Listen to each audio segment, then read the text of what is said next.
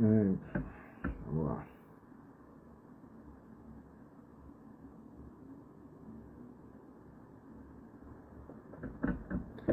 Boa noite, Ciro. Boa noite, Thiago. Tem um pessoal entrando aí. Boa noite, pessoal, a todos que estão entrando. Douglas, Rejane. Prazer tê-los aqui. Aline. Vamos lá. Vamos tratar a respeito do concurso da Câmara dos Deputados hoje. Meu foco vai ser especialmente os cargos de informática legislativa e eu vou tratar um pouco também aqui sobre o cargo de técnica legislativa.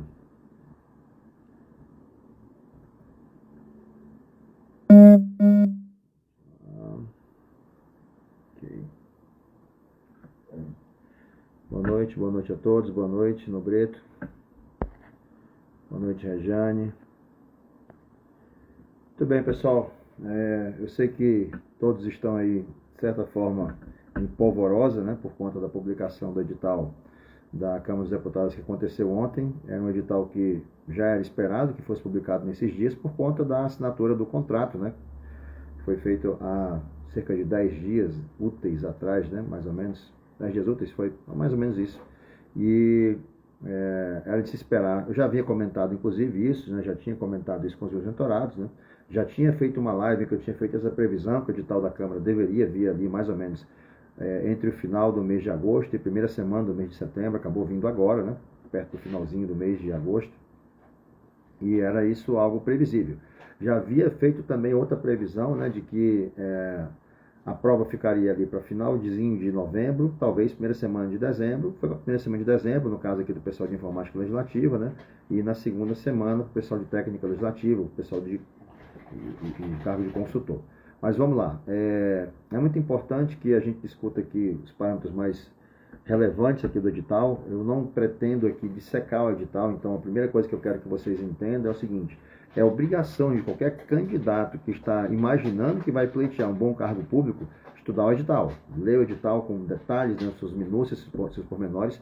Isso é uma obrigação que vocês têm que executar, tá certo? Mas eu não gosto do edital, mas faz parte, tá certo? É muito importante você saber a regra do jogo. É fundamental que vocês façam isso.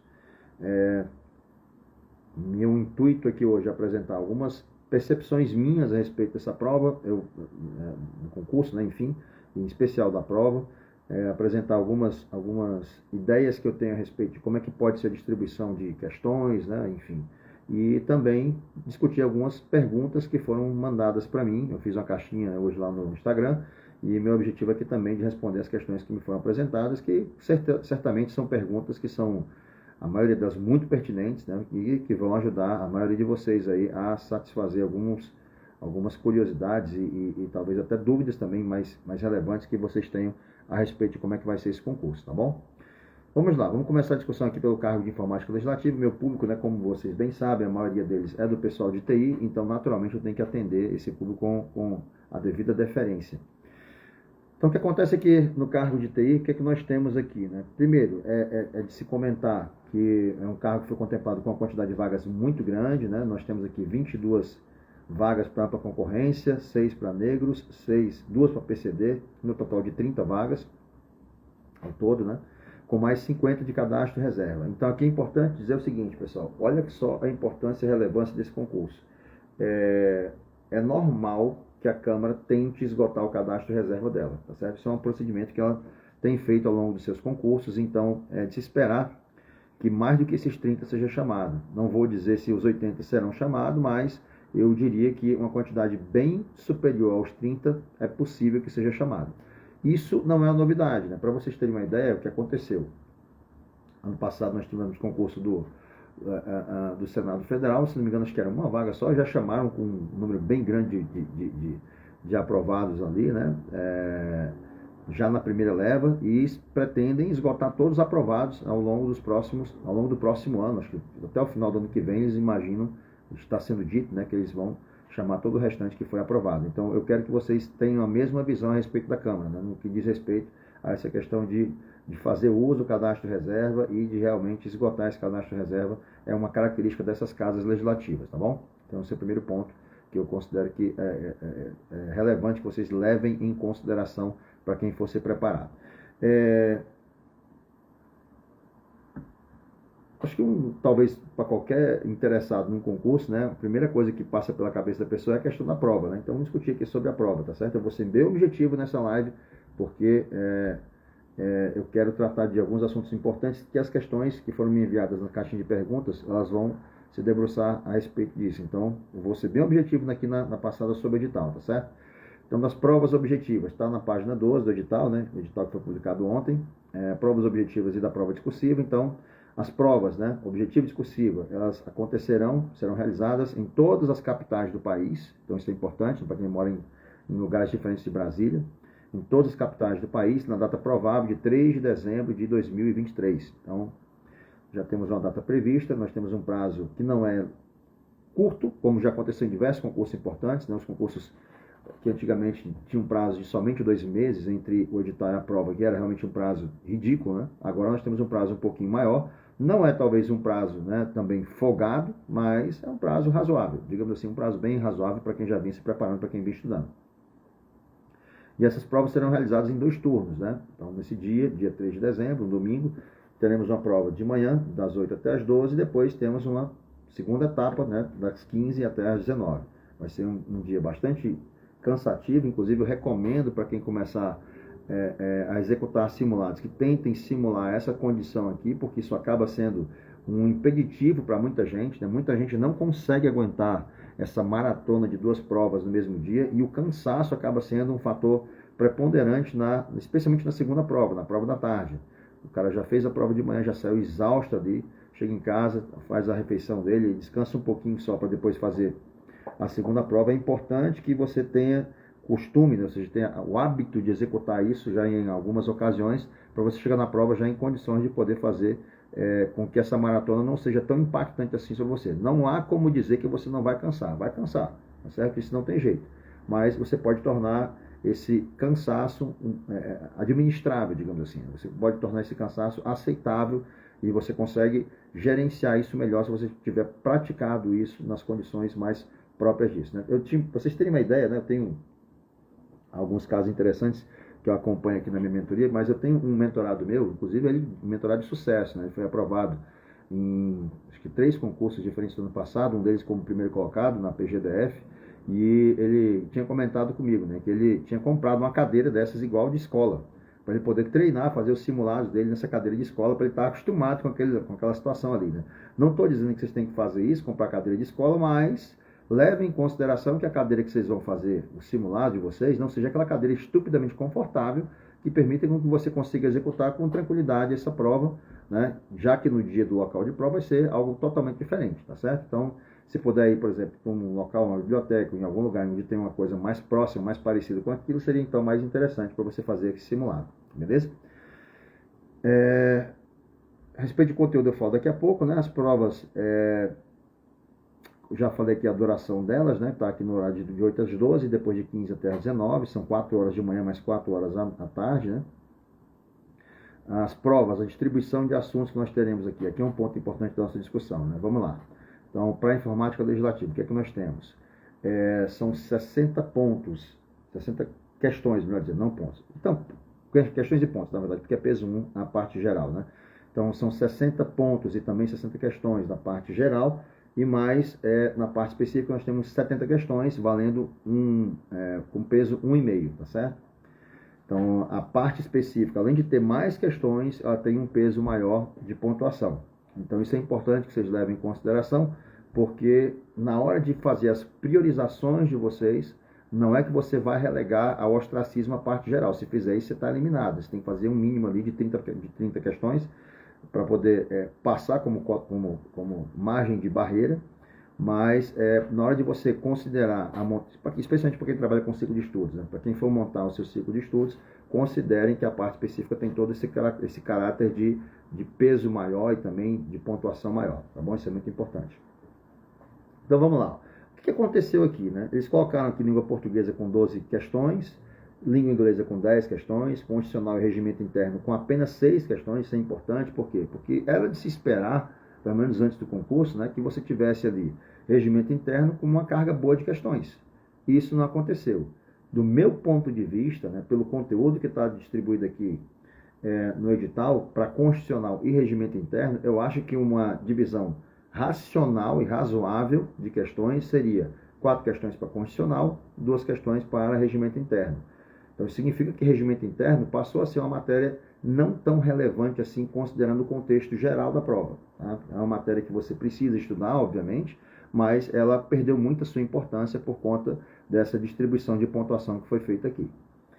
Direito administrativo. Aqui nós temos a matéria mais importante da parte básica, né? São 16 pontos, vocês não podem desconsiderar, mesmo sendo de peso 1, é uma pontuação muito grande, né?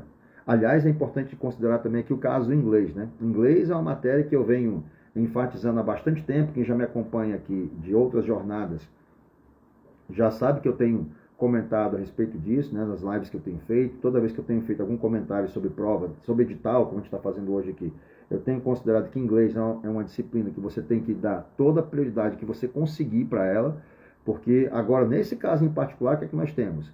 Uma pessoa que tem dificuldade com inglês já parte ali com 10 pontos de desvantagem em relação às pessoas que são boas de inglês.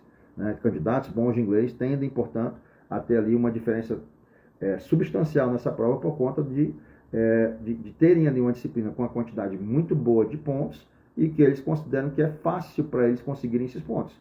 Em contrapartida que o pessoal que tem alguma dificuldade com o inglês, qual é a tendência normal dessas pessoas? É de quererem abandonar essa disciplina.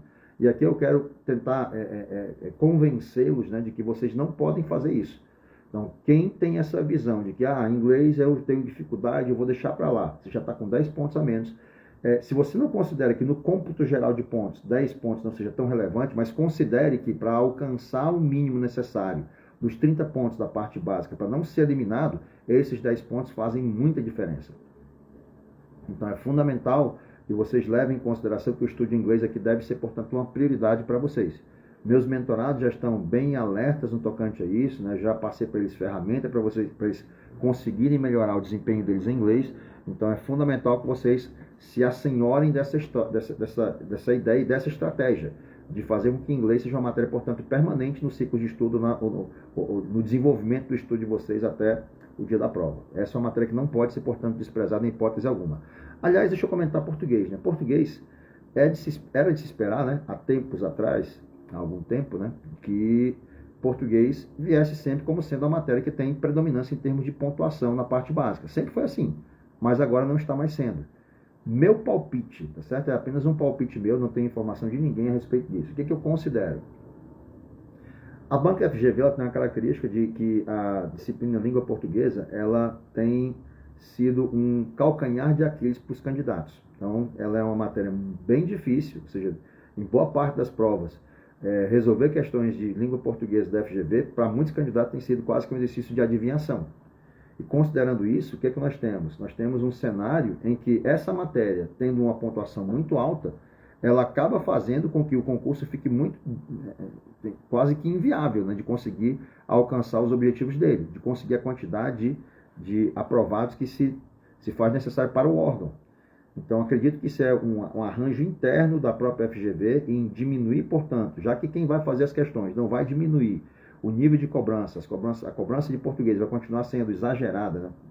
Estou aqui usando a expressão exagerada pelos resultados que nós vimos acontecer nas provas dessa banca.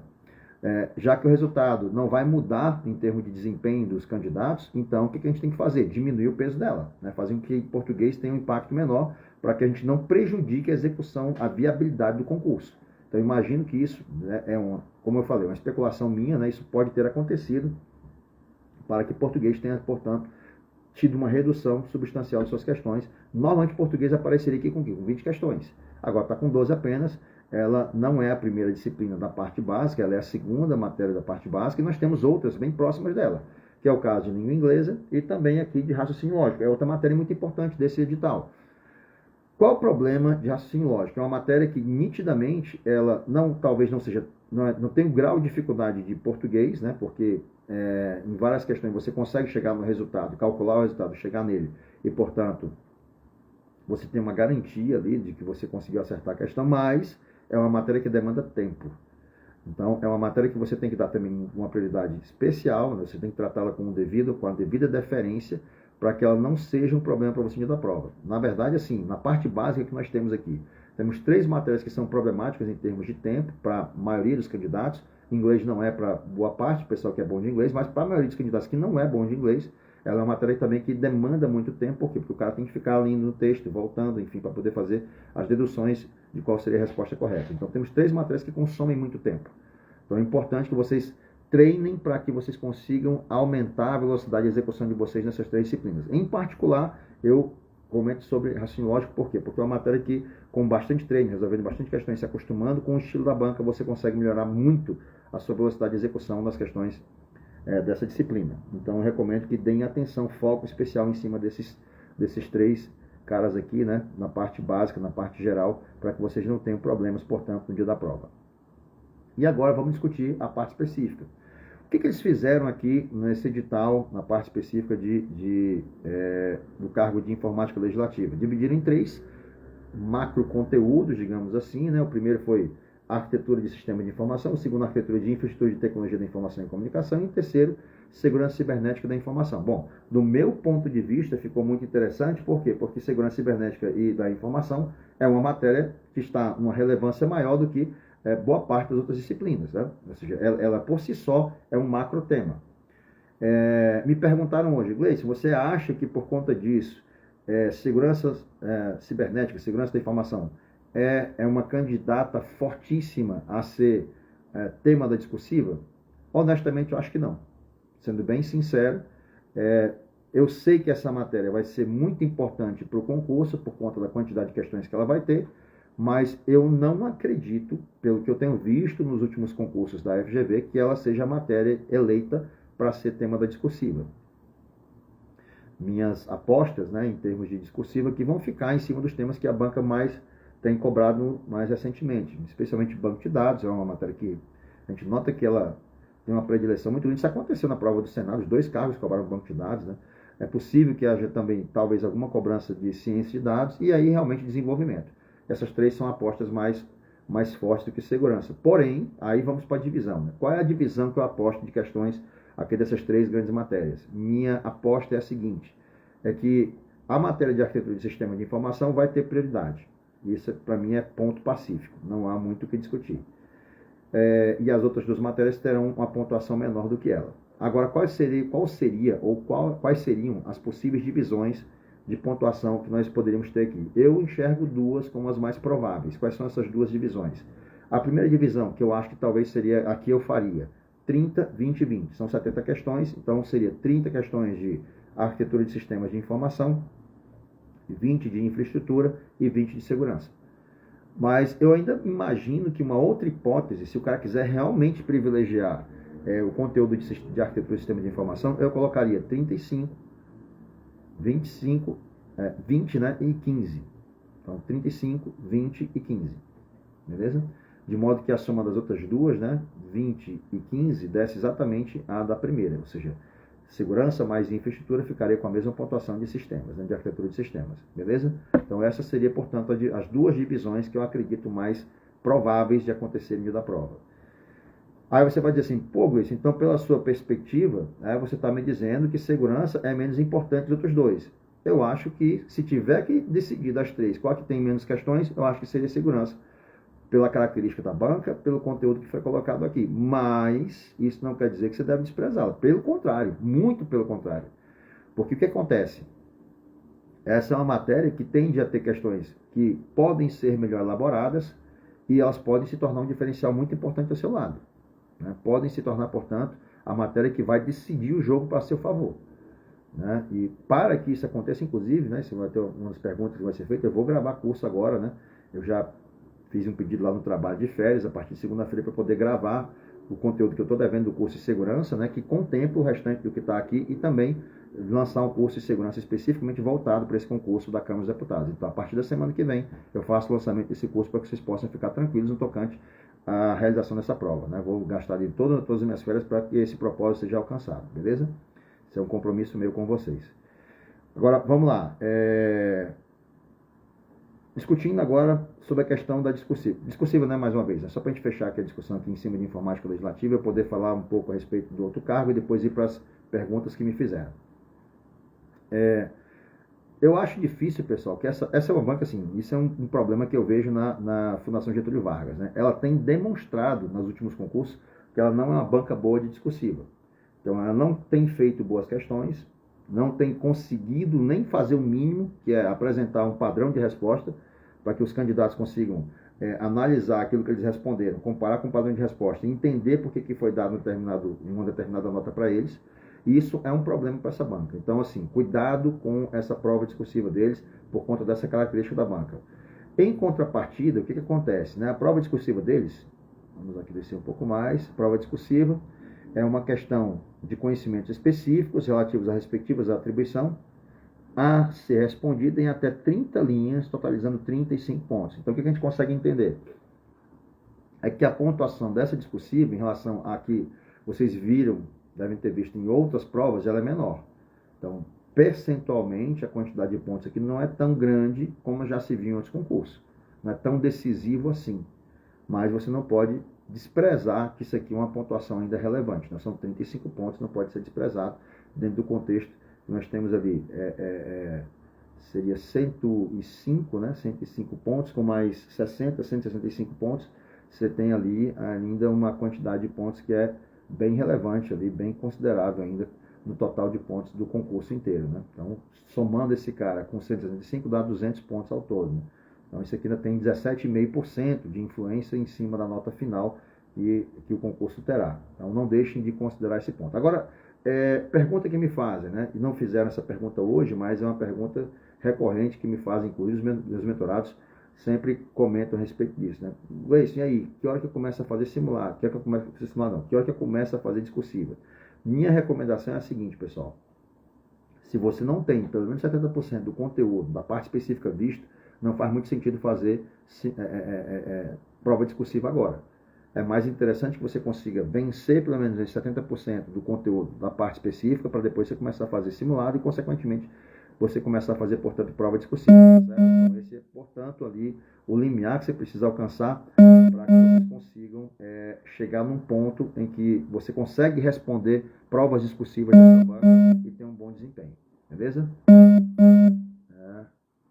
Vamos lá. Vamos trocar aqui para outro cargo, que é o cargo de técnica legislativa. Esse aqui. Esse aqui, pronto. Não, esse aqui. Pronto. Então, cargo de técnica legislativa. Eu não vou me debruçar muito sobre esse edital aqui, mas comentar algumas coisas que são algumas impressões minhas, né? Obviamente, esse cargo vai ter uma concorrência muito grande, né, por conta da quantidade de vagas previstas. Então, assim, para o geral, né, ampla concorrência, negros, PCD, o total aqui já são de 33 vagas, então, para provimento imediato seriam 33 vagas, mas ainda tem um cadastro de reserva aqui de 217 vagas. Então, é um concurso extremamente interessante, né, do ponto de vista de vagas, de oportunidades. Agora, vamos lá. Isso se traduz também na facilidade da prova, aí a coisa já muda de figura, né? Vamos lá, então. Então, o que acontece? Nas provas objetiva discursiva, vai ser uma semana depois da prova de informática, né? Vai ser no dia 10 de dezembro. As disciplinas. Aqui aconteceu, né, o fenômeno de português ter maior quantidade de questões que as demais matérias, mas a distância não é tão grande também.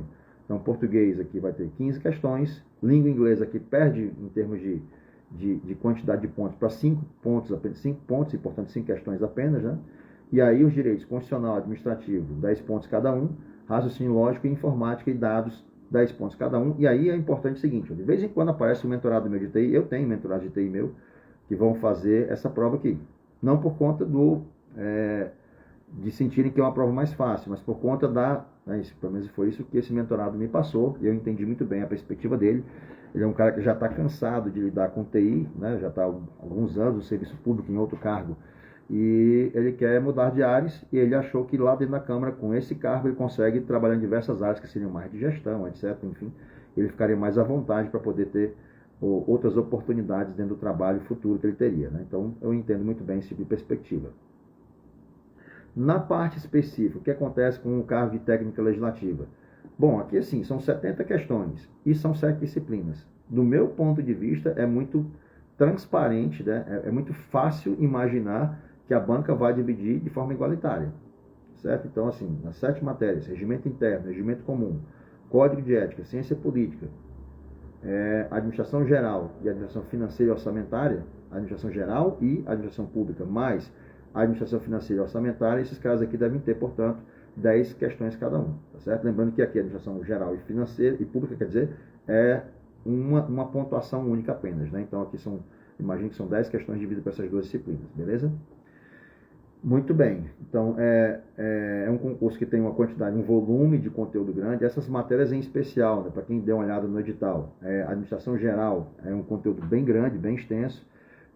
Pode parecer, né, aos olhos de um incauto que regimento interno aqui não seja muito conteúdo, mas isso não é verdade, né? O regimento comum também tem uma quantidade boa de conteúdo a ser visto, né? Na verdade, nenhum desses conteúdos é muito pequeno. Temos problemas também de identificar conteúdo, né, material para poder estudar esses assuntos. Pelo que eu andei recebendo de reclamações dos meus mentorados, os cursinhos não estão ainda conseguindo atender a demanda de conteúdo que foi solicitado antes do edital. Imagine agora, né? Agora mesmo que eles vão ter dificuldade. E aqui eu vou passar para vocês uma dica que vale tanto para o pessoal de informática quanto também para o pessoal de técnica legislativa. Pessoal, é o seguinte, ó, a primeira referência que você tem que ter de conteúdo é aquilo que a banca gosta de fazer uso. Então, prestem atenção bastante na dica que eu vou dar agora, porque essa aqui é uma dica que vale ouro. Meus mentorados já têm essa dica e eu vou passar agora para vocês também, tá certo? Obviamente, quem é meu mentorado vai ter outras dicas adicionais, mas essa aqui é uma que vale ouro e vale para todo mundo, tá bom? Eu tenho prazer em compartilhar. Que é o seguinte, a primeira referência que você tem que ter para conseguir ter uma boa referência de conteúdo para estudar um determinado assunto são as questões que a banca já apresentou. O que eu estou querendo dizer com isso? Então, imagine o seguinte, ó. Você tem uma questão de ciência política que está aqui, né, dentro do tópico ciência política, está lá o conteúdo e você não consegue encontrar, por exemplo, na plataforma de questões. Nem no que concurso, não consegue encontrar no TEC, nem em nenhum outro. O que você faz então? Você pega questões que foram cobradas desse assunto em provas passadas. Logicamente, o problema aqui é que a banca era uma banca diferente, né? No último concurso para a técnica legislativa era o CESP, né? No caso de informática legislativa é pior ainda, porque era 2007, era a FCC, mas você pega aquele conteúdo, né? Você vê se a banca já cobrou esse assunto em alguma prova recente, né? No caso da FGV, ver se tem alguma questão com esse assunto sendo cobrado no passado recente, e essa é a primeira referência que você vai usar. Copia trechos dessa questão que sejam relevantes, coloca no Google e tenta encontrar um texto parecido com isso. É normal que as bancas adotem esse procedimento de elaborar questões a partir de textos que estão disponíveis, né? Seja de livros, seja de sites ou de páginas que ela considera que sejam importantes ou relevantes. Então, ali você já tem a primeira fonte de consulta que você pode ter. O pessoal de informática, né? Conteúdos novos, de tecnologias novas, que ainda não tem cobrança de questões da FGV, nem do CESP, nem de nenhuma outra banca. O que você pode fazer? Então, não consegui encontrar questões, né, de nenhuma banca. O que você pode fazer? Você vai fazer o seguinte, quer entender o assunto? Quer ter uma visão geral dele, clara, mas que te dê pelo menos ali um apanhado a respeito de como é que funciona aquela tecnologia ou aquele assunto? Vai primeiro na Wikipedia americana. Essa é a primeira fonte que você tem que ir nessa conjuntura, em que você não tem questão nenhuma sendo cobrada ainda. A Wikipedia americana, diferentemente da brasileira, ela é muito boa porque ela é toda referenciada com base em artigos.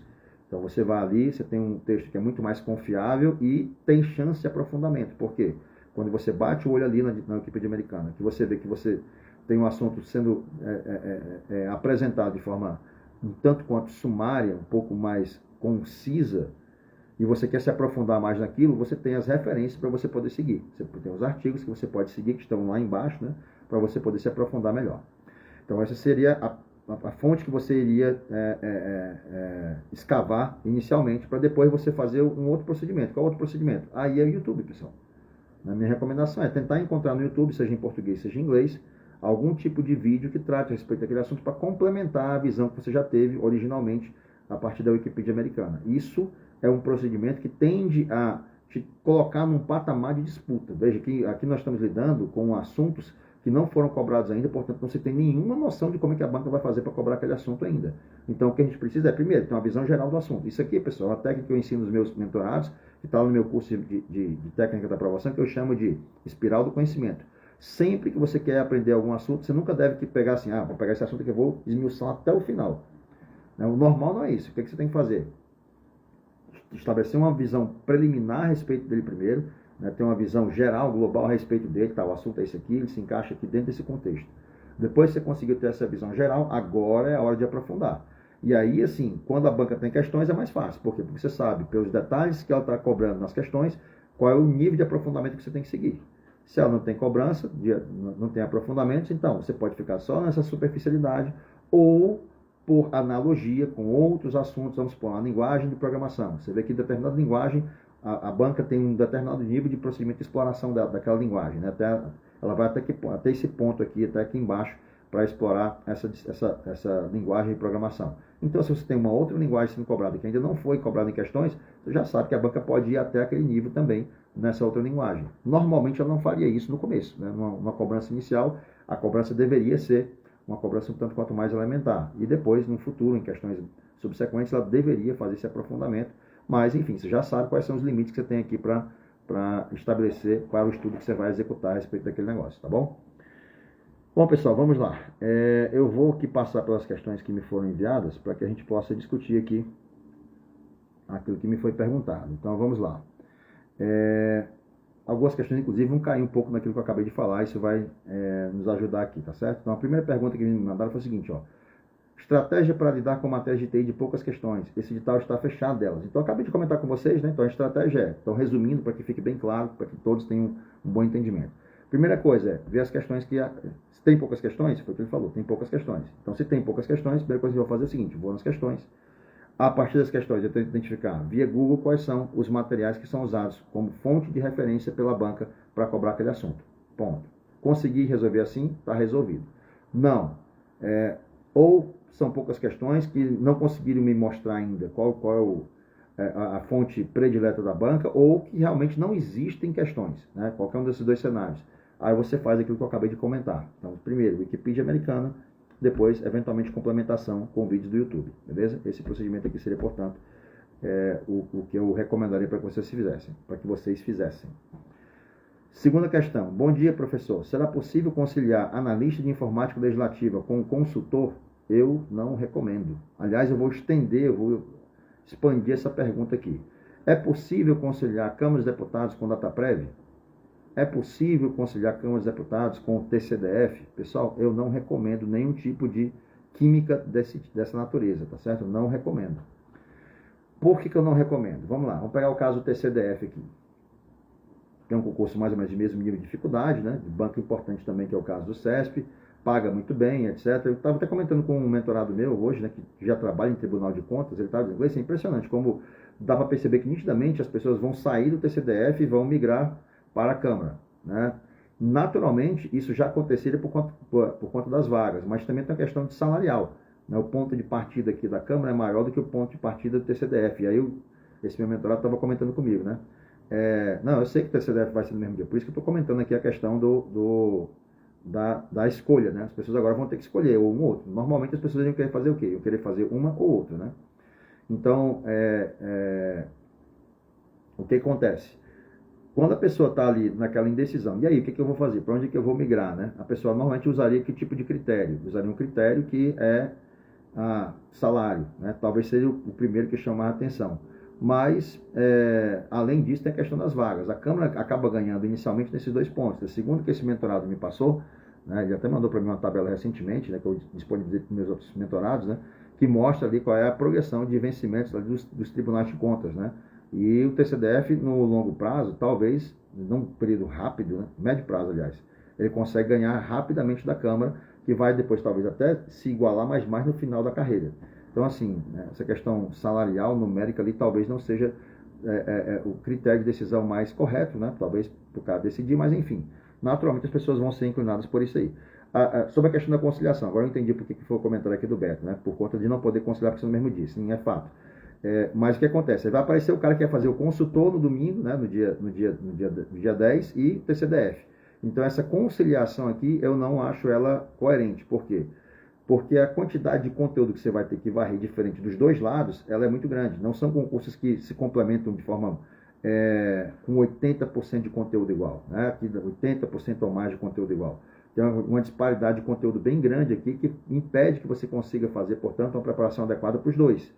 Então, minha recomendação é o seguinte, se puder, decida por um deles. DataPrev e Câmara, DataPrev, TCDF, opte por um deles. O que dá para fazer, no caso, quando quem vai fazer DataPrev, é o seguinte, ó, se você já estava numa boa preparação para a DataPrev, mantenha, termina a DataPrev e você faz aquilo que for possível para conseguir chegar ali ou no TCDF ou na Câmara. Né? Eu não recomendo que vocês façam aqui nenhum tipo de química envolvendo curto prazo. Não dá um resultado muito bom. Químicas podem ser feitas, né, com um resultado melhor quando é assim, ó, você tem um prazo muito longo e você tem uma matériazinha só que você coloca ali a cada 2 semanas para você ver, mas de forma homeopática, de modo que isso não impacte no outro concurso, que é o seu de maior objetivo, maior finalidade, tá certo? Beleza? Vamos lá. Me perguntaram se será aberta uma nova mentoria, agora com data da prova definida. Sim, eu vou já disponibilizei para vocês ali, está no meu perfil no Instagram, os detalhes acerca da mentoria individual para a Câmara. Não tenho previsão ainda de fazer mentoria coletiva, tá certo? Eu ainda estou analisando se isso será viável, mas por enquanto é só mentoria individual, com pouquíssimas vagas, né? Pouquíssimas vagas. Hoje eu já preenchi 3 vagas, acredito que eu só tenho mais 2, eu tenho que fazer a conta pela minha agenda, né? Quanto espaço que ainda tem para colocar gente, mas eu acredito que ainda tenho talvez umas 3, 4 vagas no máximo para poder preencher, isso com vagas que seriam de reuniões aos sábados, tá, pessoal? Eu acredito que eu não tenho mais tempo na semana para atender vocês. Então, quem quiser me procurar, me manda depois mensagem no direct, tá certo? E eu estou aqui à disposição para ajudá-los a alcançar esse resultado aqui, mas aliás, é importante dizer o seguinte, deixa eu aproveitar isso aqui para comentar, porque eu acho que isso é fundamental. Nós estamos, e aí eu aproveito para ver já a 7ª questão, porque ela tem relação com o que eu vou comentar agora. Diz assim, estou paradão, valeria a pena retornar para a Câmara? Teria condições? Então vamos lá. Na semana que vem, na terça-feira, eu marquei uma live com 2 mentorados meus aprovados no Senado. Os 2, eu escolhi propositalmente esses 2, né? Foram meus mentorados depois da publicação do edital. Então, dos 5 mentorados meus que passaram para o Senado no ano passado, 3 deles já estavam estudando antes da publicação do edital, outros 2 estavam passando a estudar para o Senado depois da publicação. Na verdade é o seguinte, né?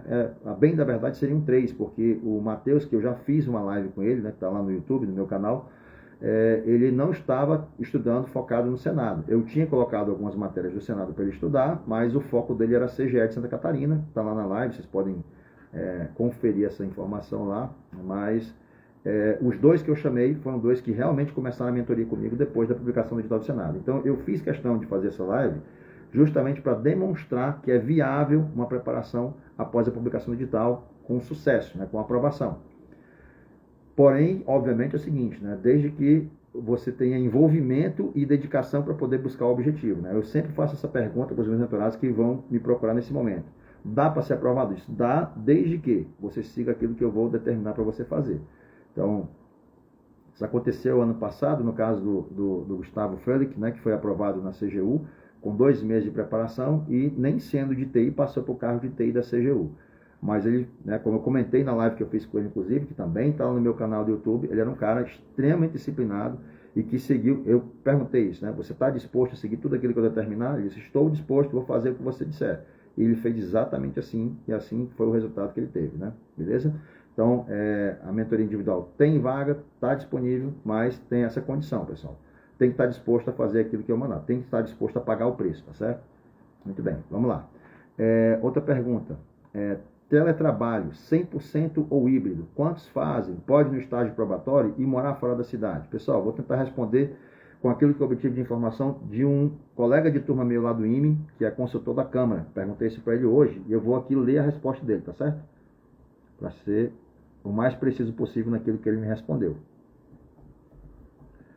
A resposta que ele me deu foi a seguinte, eu perguntei, né, como é que fica esse esquema aí? Tá, teletrabalho, híbrido, como é que está funcionando? Ele me respondeu o seguinte, ó, a Câmara tem uma portaria que regulamenta o teletrabalho, mas cada área precisa elaborar e enviar um plano, informando como pretende monitorar as entregas de cada servidor. Ou seja, existe previsão de teletrabalho, mas cada área da Câmara, de trabalho da Câmara que for tentar fazer uso dessa ferramenta, desse instrumento, vai ter que dizer como é que é o planejamento para que o trabalho do servidor possa ser acompanhado, né? As entregas possam ser acompanhadas.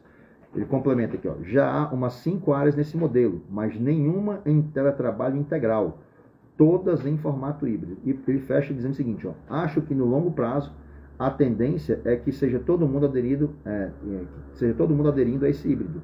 Não acredito em teletrabalho integral no longo prazo, não. Então, assim, quem está, porventura, imaginando fazer concurso da Câmara, pensando que, eles vão em algum momento fazer teletrabalho, eu vou ficar tranquilo morando aqui no Rio de Janeiro, morando aqui, sei lá, em Salvador, Fortaleza, né? Isso não vai funcionar, tá certo, pessoal? Não recomendo que vocês embarquem nessa aí. Obviamente, o que eu recomendo? Faça o concurso. Depois que você passar, aí você pensa, né? Dou o exemplo do Matheus, que eu acabei de falar agora. Era um cara que queria ser GE de Santa Catarina, não queria Senado, não queria sair de Florianópolis, o que eu acho uma cidade maravilhosa, e eu entendo o porquê ele pensava assim. Mas depois que ele foi aprovado no Senado, né, que ele veio aqui em Brasília, viu como é que eram as condições de trabalho, como é que era o salário, a progressão de carreira, etc, etc, ele não teve dúvida, era para cá que eu tinha que morar. Entendeu? Então, primeiro faça a prova, depois você lida com, eventualmente, as dúvidas que você possa ter no tocante a sair da sua cidade ou vir morar em Brasília. Beleza? Vamos voltar aqui às perguntas.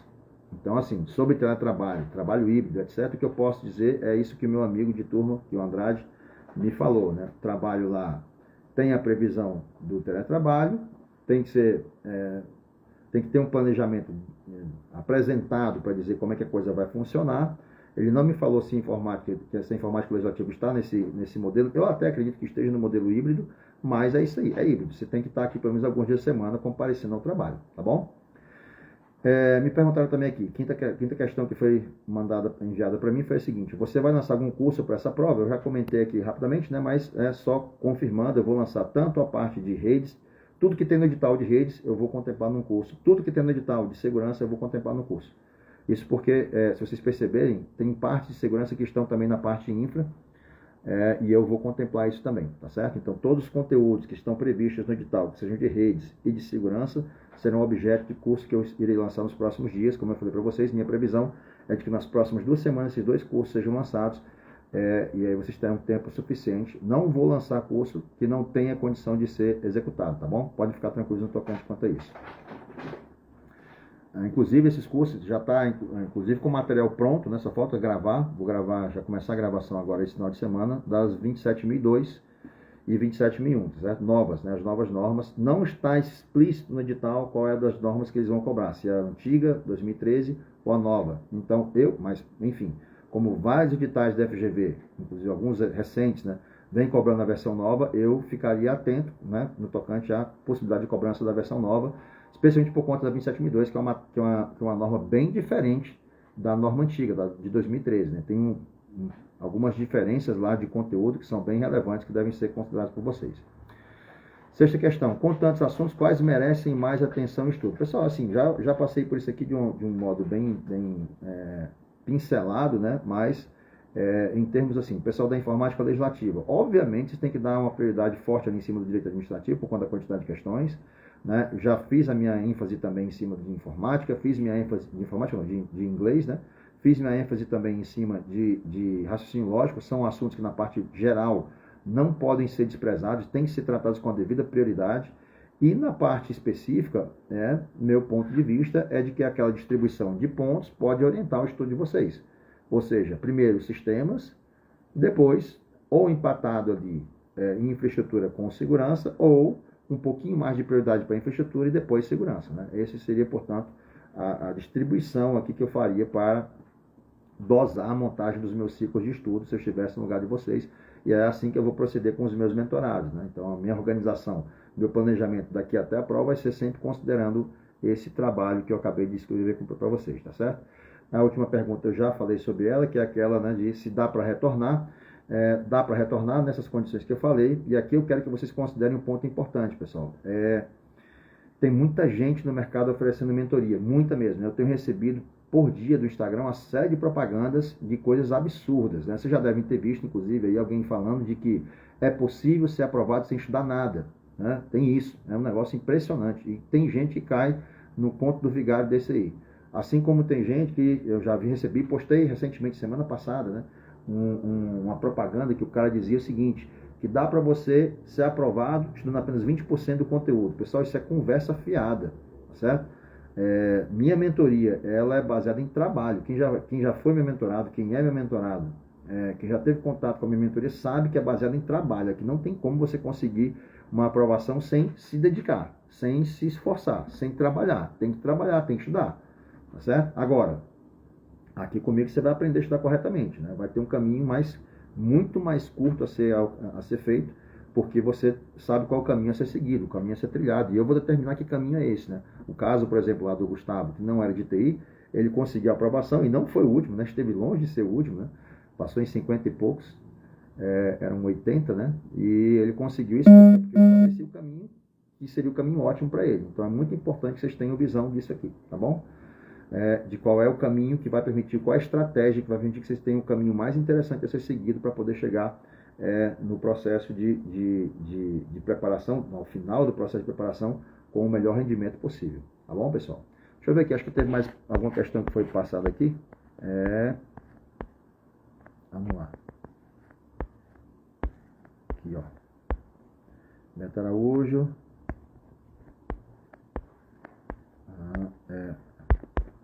Só um segundo.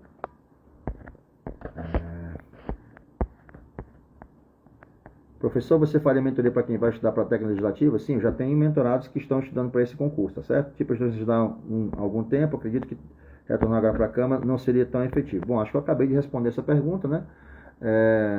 É possível, mas desde que esteja disposto a pagar o preço. Simples assim. Se estiver disposto a pagar o preço, tem chance de ser aprovado. Se não... E aqui é o seguinte, pessoal, uma coisa importante, né? Há cerca de um mês atrás, eu tive um ou dois mentorados que disseram assim: professor Gleison, eu queria fazer sua mentoria, mas eu encontrei no mercado uma mentoria mais barata que a sua. E aí eu vou pagar essa aí porque eu acho que está mais adequada para o meu bolso e tal, não sei o que. Eu disse: não, sem problema. Vá lá, boa sorte, tomara que você consiga ser aprovado. Desejei felicidades para o camarada. Mas eu quero que vocês considerem o seguinte, pessoal. Qualquer mentoria que dê retorno de aprovação, ela é muito barata. Porque o resultado que você tem, então, por exemplo, minha mentoria, você vai pagar lá R$1.500, né?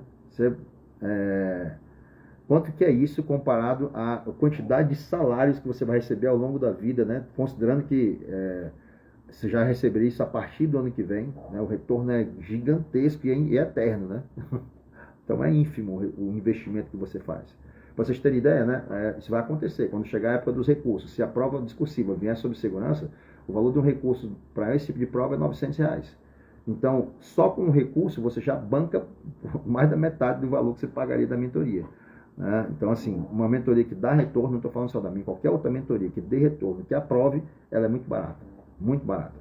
Agora, qualquer mentoria que você não tenha convicção ou confiança de que pode te levar para onde você quer, ela é cara. Pode ser R$100, ela é cara. Tá certo? É muito importante vocês tenham isso em mente. Né? Aquilo que não presta, que não tem valor, que não consegue produzir resultado, é caro. Aquilo que dá resultado, que consegue fazer com que você alcance seu objetivo, é barato. Né? Considerando aqui o tipo de investimento, de resultado que você pode ter. Um resultado, pessoal, assim, não tem investimento mais bem feito que você possa fazer na sua vida do que um investimento que vai mudar a sua vida para sempre, não só a sua e das pessoas que estão ao seu redor. As pessoas que venham depois de você, seus filhos, seus netos, vão ser impactados pela mudança de vida que você vai ter. Então é um investimento que é ínfimo comparado com o resultado que você tem. Beleza? Quero então repetir o convite para terça-feira, na semana que vem, às 20 horas. Eu terei, portanto, uma live fantástica com 2 dos meus mentorados aprovados no Senado. Os dois, um da mentoria individual, outro da mentoria coletiva, que fizeram mentoria comigo depois da publicação do edital. E eu quero que vocês não deixem de assistir essa live, tá certo? Vou preparar perguntas fundamentais. Vou depois botar uma caixinha de perguntas também para vocês fazerem as perguntas que vocês acharem pertinentes para os dois, né? Para o Yuri e para o Pedro, para que vocês possam, portanto, obter deles feedbacks, né? E informações relevantes que eles usaram ali, estratégias que foram usadas. Obviamente a estratégia fui eu que determinei, mas eles vão dizer o que eles fizeram, né? Para que eles conseguissem chegar no objetivo deles, que é se aprovar no concurso do mesmo nível desse da Câmara dos Deputados que vocês estão pleiteando, tá bom? Quero agradecer aqui a atenção de todos. Essa live foi uma live de intuito de ser mais informativa a respeito do concurso da Câmara, né? Discutir aqui alguns pontos bem objetivos. Eu sei que tem muita gente discutindo o edital, lendo o edital para vocês, né? Mas ler o edital vocês sabem fazer e eu quero que vocês façam. Já disse para vocês isso no começo desse vídeo, né? Meu intuito aqui é discutir coisas que eu considero que os outros não falaram, né? Aquilo que não foi dito pelos outros que estão aí fazendo lives para comentar sobre tal. A minha live aqui tinha o propósito de falar na ferida, né? Tocar na ferida ali dos pontos que são mais importantes para vocês, tá bom? Deixa eu só ver aqui, acho que tem mais uma pergunta que foi feita e eu não passei. Tem aqui sim. Dica, preparem-se para o concurso de especialista de regulação da ANEEL. Existe trabalho 100% remoto, pode morar fora do DF, inclusive no exterior. Isso é uma dica importante para quem está pensando nessa possibilidade de um concurso que pague muito bem, concurso das agências paga muito bem, e que precisa de trabalho remoto, porque não quer vir morar em Brasília. Essa, portanto, é uma oportunidade interessante. Muito obrigado aqui no Breto por ter dado essa dica para o pessoal, tá bom? Pessoal, muito obrigado pela atenção de todos. Não, tem mais uma, a última. Boa noite, professor. Seria possível se preparar para a Câmara dos Deputados, TI, e aproveitar os conhecimentos por Bacen? Com certeza, com certeza. Essa é uma pergunta excelente, né? Porque acontece o seguinte, o concurso do Banco Central, ele é dividido por áreas. Então, as duas áreas serão contempladas de qualquer forma pelo concurso da Câmara dos Deputados. Então, quem fizer a preparação para a Câmara dos Deputados já está adiantando, de certa forma, a preparação para o Banco Central, tá certo? Então, esse é o tipo de coisa que eu falei que era possível, né? De você conseguir trabalhar um concurso, fazer uma química viável, que eu comentei, né? Foi a expressão que eu usei. Então, essa é uma química que eu considero viável, de fazer primeiro a Câmara dos Deputados para depois migrar para o Banco Central. Próximo, a aprovação desse nível depois do edital aberto, parece verídico? Bom, vocês vão ver na terça-feira, tá certo? Depois é só mandar mensagem para os caras e perguntar aí como é que foi. Eu tenho aqui, por exemplo, como provar pelas planilhas que eles fizeram, que eu fiz para eles, né? Enfim, quem não quiser acreditar, paciência, mas foi exatamente isso que aconteceu, tá bom? Mais uma pergunta. Gleison, pode explicar melhor essa mentoria assessorado? Bom, pessoal, assim, eu vou ser bem rápido, tá bom? Essa aqui é uma explicação bem simples, bem sucinta, de 1 minuto. Minha mentoria, ela trabalha basicamente com 3 pilares fundamentais. O primeiro pilar é técnica de estudo. Quem faz a mentoria comigo, primeiro aprende a estudar corretamente, baseado naquilo que a ciência tem mostrado que seria como é que funciona o cérebro e como é que funciona o processo de aprendizagem. Isso aqui tudo foi mesclado dentro de um método estritamente baseado naquilo que os resultados mais recentes, para vocês terem uma ideia. Eu mudei minha mentoria, né? Para quem já é meu mentorado há algum tempo, percebe que eu fiz algumas mudanças nela, do ano passado para cá, em fruto de alguns resultados científicos muito recentes que foram descobertos a respeito de, por exemplo, como é que funciona a questão do intervalo difuso. Né? Isso foi uma coisa recente que eu acabei apresentando aqui como resultado. Né? Como é que funciona a questão da consolidação de memória ainda acordado. São coisas recentes que eu acabei incorporando aqui na minha mentoria. Né? Segunda coisa que a mentoria traz é planejamento estratégico. Isso que eu acabei de comentar com vocês, qual é o planejamento que o cara tem que executar. Você não tem que se preocupar com isso, quem faz isso sou eu. O terceiro pilar é a questão da mentalidade, que é basicamente o seguinte, é você entender que no dia da prova, se você não tiver com a mentalidade correta, com a capacidade de controle emocional adequada e em condições de encarar a prova sem se deixar se perder, você simplesmente está frito. Ou seja, não importa que o processo tenha sido muito bem feito, mas se o dia da prova não for muito bem trabalhado antes, se você não souber como executá-lo corretamente, você tem grande chance de não conseguir chegar onde você queria. Isso também é trabalhado na minha mentoria, tá bom? Então, basicamente, assim, em linhas gerais, é isso que eu faço. Quem quiser mais informações, é só mandar mensagem para mim, ou então pegar o arquivo que está ali no link da minha bio, tá certo? Vai lá, o primeiro link é justamente da Câmara dos Deputados, a mentoria da Câmara dos Deputados. Estou à disposição para ajudá-los. E é isso aí, pessoal. Muito obrigado aí por quem tolerou aqui a minha voz, né? A minha presença aqui até agora. Quero agradecer a companhia de todos e fiquem com Deus. Muito sucesso para todos aqueles que vão fazer essa prova, esse concurso. Espero no futuro que vocês digam, Gleison, desde aquela mentoria, daquela live que você fez naquele dia lá, tal, né? Aquilo me inspirou para eu estudar para esse negócio, eu fiz lá, foi aprovado e eu ficarei muito feliz se eu receber uma mensagem desse tipo no futuro, tá bom? Fiquem com Deus, pessoal. Até mais. Deus os abençoe.